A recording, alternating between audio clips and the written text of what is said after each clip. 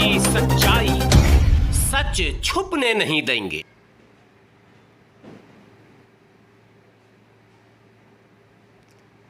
अस्सलाम वालेकुम, आदाब। मैं हूं हाफिज़ ग़ुलाम सरवर और आप देख रहे हैं देश की सच्चाई। पूरे देश में इस वक्त धर्म और जातिवाद, ये दो मुद्दों को बहुत ज़्यादा हवा दी जा रही है। लगातार भारतीय जनता पार्टी और संघ के द्वारा, चूँकि उत्तर प्रदेश का चुनाव सर पर है और उत्तर प्रदेश के चुनाव के विषय में ये कहा जाता है कि यही वो रास्ता है जो केंद्र तक सत्ता को पहुंचाती है। यानी उत्तर प्रदेश में अगर किसी दल की जीत होती है तो ये माना जाता है कि आने वाली सरकार इसी दल की बनेगी। भारतीय जनता पार्टी भी इसी फार्मूले पर आगे बढ़ना चाहती है और उत्तर प्रदेश को 2022 में हर हाल में जीतना चाहती है।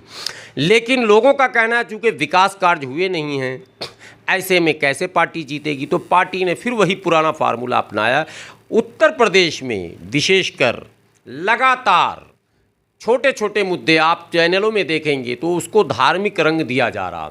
अभी आपने अलीगढ़ का वाक़या देखा होगा। अलीगढ़ के नूरपुर में एक बारात को रोका जाता है और फिर दो पक्षों में बहस होती है और उसको बहुत बड़ा मुद्दा बनाया गया और यहाँ तक कहा गया कि इसमें इस्लाम में जबरन लोगों को शामिल कराने के लिए जो है फंडिंग हो रही है और बल का प्रयोग किया गया इत्यादि इत्यादि, और लोग पलायन कर रहे हैं। कई तरह की बातें आई।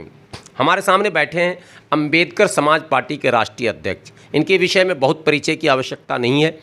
बहुत पुराने मिशनरी हैं। साहब कांशीराम के साथ काम करने का अवसर मिला है। खुद जो है वो क्लास बन के अफसर रहे हैं और रिज़ाइन कर मिशन से जुड़े थे और अब कई वर्षों से अंबेडकर समाज पार्टी के नाम से अपनी पार्टी चला रहे हैं। भारत के कोने कोने में इनके प्रोग्राम्स होते हैं, स्पीचेज़ होते हैं, लोग सुनते हैं। एक इंटेलेक्चुअल्स ग्रुप में इनको शुमार किया जाता है। पिछले दिनों पाकिस्तान भी इनको आमंत्रित किया गया था और वहाँ भी बड़ा इनका रिस्पेक्ट हुआ, कई प्रोग्राम्स हुए और फिर वहाँ से लौटे। लेकिन अभी उसी अलीगढ़ से, जहाँ का मैंने वाक़या आपको बताया, अलीगढ़ से लौट कर आए हैं।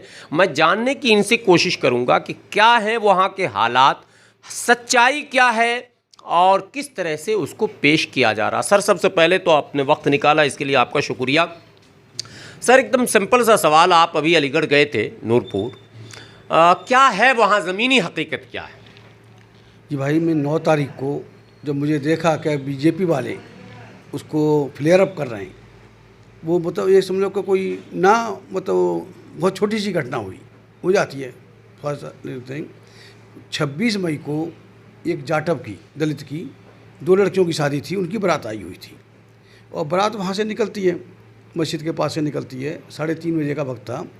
हर कौम में कुछ 2-4 शरारती तत्व होते हैं, तो उन्हीं में से शरारती तत्वों ने उनसे कुछ कहा सुनी हुई और कहा सुनी होने के बाद में फिर थोड़ा मामला बड़ा ज़्यादा उसमें हुआ। हो सकता है हल्की सी हाथापाई भी हल्की सी हाथापाई हुई और उसके बाद में पुलिस आ गई। पास में ही थाना है, ज़्यादा दूर नहीं है। पुलिस आ गई, उन्होंने सब कुछ कंट्रोल कर लिया, बारात चढ़ गई, सब कुछ हो गया। कोई ज़्यादा बड़ी बात नहीं, सब कुछ ठंडा हो गया था। लेकिन उसके बाद बीजेपी ने वो तूल दिया गया। बीजेपी के लोगों ने, आरएसएस के लोगों ने रातों रात उनके घर पर ये लिखवा दिया कि भाई ये मकान बिकाऊ हैं, हम यहाँ छोड़ के जा रहे हैं। करीब 3-3.5 हज़ार की आबादी का गांव है और 10% दलित हैं, 100 घर के करीब दलित हैं, बाकी मुसलमान। वहाँ कोई मुसलमानों का कोई बाबा भी गया, साधु संत जो इनके तमाम होते हैं, तो वो कहता है कि अरे यहाँ तो मुसलमानों की 3-3 मस्जिद हैं और हिंदुओं का कोई मंदिर नहीं है। तो मुझे बड़ी खुशी हुई। वहाँ लोगों ने कहा कि जी हम हिंदू कब से हो गए। वहाँ के दलितों ने जवाब दिया कि भाई हम हिंदू कब से हो गए, तुम हम हिंदू क्यों मानते हो? इलेक्शन के टाइम पे हिंदू मानते हो, मारामारी के लिए हमें इस्तेमाल करते रहे हो। हम तो हिंदू नहीं हैं। और रही बात मंदिर की, भाई उन्होंने कहा भी यहाँ हनुमान मंदिर बनना चाहिए।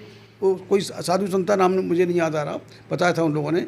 वो कहता है कि जी यहाँ तो हनुमान का मंदिर बनना चाहिए। लोगों ने कहा हनुमान से हम तो अम्बेडकर करवा दिए, हमारा क्या मतलब है। बहरहाल किसी की सुनी नहीं। वहाँ बीजेपी का एमपी है, ब्राह्मण है, और भी लोग हैं, एमएलए हैं, सारे उन्हीं का तंत्र था, बराबर जाने का तांता लगा हुआ है। तो मैं जब मुसलमानों में हम 2 जगह बैठे काफ़ी। अच्छा, पहले ही बताएं, जब आप पहुँचे तो आपको पुलिस ने रोका नहीं वहाँ?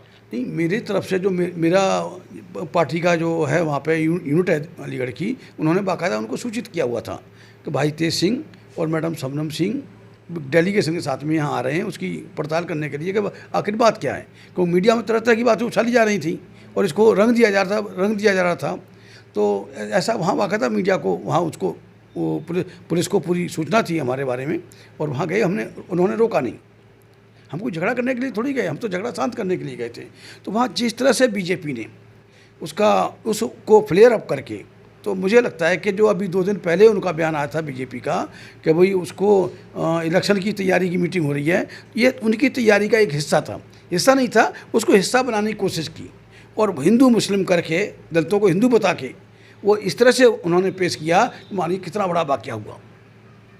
बीजेपी का एमपी जा रहा है जो कभी नहीं गया उस गाँव में, मतलब बीजेपी का आदमी, मुस्लिम बाहुल गाँव था, करीब 3-3.5 हज़ार की आबादी का गाँव है, वहाँ ये वोट मांगने भी नहीं जाते ये हिंदू लोग, बीजेपी के लोग, आरएसएस के लोग नहीं जाते। और लेकिन उसको आग लगाने के लिए रातों रात उनके घर पर, दलितों के घर पर लिख दिया ये मकान बिकाऊ है। अच्छा, जिनके मकान पर लिखा गया ये मकान बिकाऊ है, हाँ। लगभग 20-50 मकान में लिखे गए, हाँ। उन लोगों से आपकी बातचीत हुई? मेरी बातचीत हुई है। बोले कि हमें तो पता ही नहीं किसने लिखा है, हमने नहीं लिखा। बोले पता नहीं कौन लिख गया। सुबह उठे तो देखा था कि हमारा मकान बिकाऊ है, भाई ये किसने लिख दिया। तो ये पूरा आरएसएस का षड्यंत्र था, वहाँ पर पूरी कोशिश थी, अभी भी उनकी कोशिश जारी है। तो मैं फिर वहाँ से 2 जगह हम लोग बैठे, मुस्लिम में बड़ा गांव था, 2 जगह बैठे, उनसे बातचीत हुई। बोले कि साहब हमारा कोई झगड़ा नहीं है। दलितों में गए तो उन्होंने कहा हमारा कोई झगड़ा नहीं है, ये तो कुछ ये लोग हो गए हैं, उसको इतना बढ़ा चढ़ा कर दिया। पहले भी 2-4 बार बढ़ा। मीडिया रिपोर्ट में बताया गया कि MIM के कुछ लोग थे जिन्होंने हंगामा खड़ा किया, यानी कि ये समझिए कुछ शरारती मुसलमानों के विषय में वे MIM से जोड़ रहे होंगे, और उन लोगों के कारण जो है बवाल हुआ। और भाजपा के कोई मंडल अध्यक्ष हैं उसी जाटव समाज के, उसने फिर इसको काउंटर किया और मामला यहाँ तक। देखिए ये बात मेरे सामने भी आई थी कि MIM की इन्वॉल्वमेंट है इसमें, इसको भड़काने के लिए। लेकिन मुझे उन बातों से क्या मतलब है, क्या कहना, वो क्या करते हैं क्या नहीं करते। लेकिन मैं 1 घंटे वहाँ दलितों में बैठा, उनके अंदर की बात निकाली, पहले नहीं बता रहे थे, अंदर की बात निकाली। बोले कि साहब कोई झगड़ा नहीं है। अच्छा, उनका समझौता भी हो गया था, समझौता हो गया था। लेकिन वहाँ एक मदरसे के मौलाना थे, वो अड़ गए कि हम समझौता नहीं करेंगे। तो वहाँ से बिगड़े दल तो तैयार थे। भाई ये बताइए कि 10-100 आदमी 1000 आदमी से कैसे लड़ेंगे? 3-4 हज़ार की आवाज़, कभी झगड़ा नहीं हुआ उस गाँव में, सब अमन चैन से रहते हैं, एक दूसरे के शादी ब्याह में जाना सब तरह से होता है। तो वहाँ ये झगड़ा ही नहीं था इसका कोई, ये तो कुछ वेस्टेड इंटरेस्ट ने। भाई BSP के लोग भी शामिल हैं उसमें, इसको भड़काने के लिए, शांत करने के लिए नहीं। बीजेपी के कुछ मुस्लिम कैडर भी हैं क्या उसमें, क्योंकि आजकल मुसलमान भी भाजपा में कुछ जा रहे हैं? देखिए मुझे तो उन लोगों से तो बात नहीं हुई, लेकिन बताया गया कि बीजेपी में भी काफ़ी लोग शामिल हैं, उनके काफ़ी लोग हैं उनमें से। हो सकता है वो मौलाना भी उनमें से जो समझौता नहीं चाह रहे थे। दल तैयार थे, लिख के भी दे दिया, सब कुछ दे दिया, थाने में भी चले गए। उसके बाद वो भड़क गए, तो भड़क जाओगे तो फिर कौन समझौता करेगा हैं? और एक बार वाक़या नहीं हुआ, ये पहले भी 2-4 बार ये इस तरह की घटना वहाँ वारदात हुई है। हर बार माफ़ी मांगी, ये छूट गया।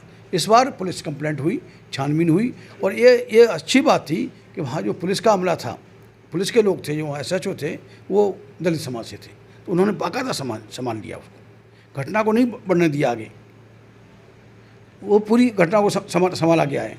लेकिन जिस तरह से जो इसमें आग में घी डालने का जो काम कर रहे हैं, हाथ सेकने का काम कर रहे हैं, तो ये लोग हैं बीजेपी और उसके अलाइड पार्टनर हैं, दृश्य और अदृश्य हैं, वो हैं BSP के लोग भी उसमें इन्वॉल्व हैं। वो बात ही नहीं बनने दे रहे थे।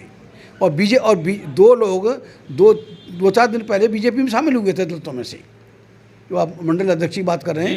एक लड़का बीजेपी की तारीफ कर रहा था, तो मैंने कहा भाई तुम्हें शर्म नहीं आती, ये बीजेपी ने संविधान खत्म कर रही है, आरक्षण खत्म कर दिया, फिर तुम बीजेपी की बात कर रहे हो।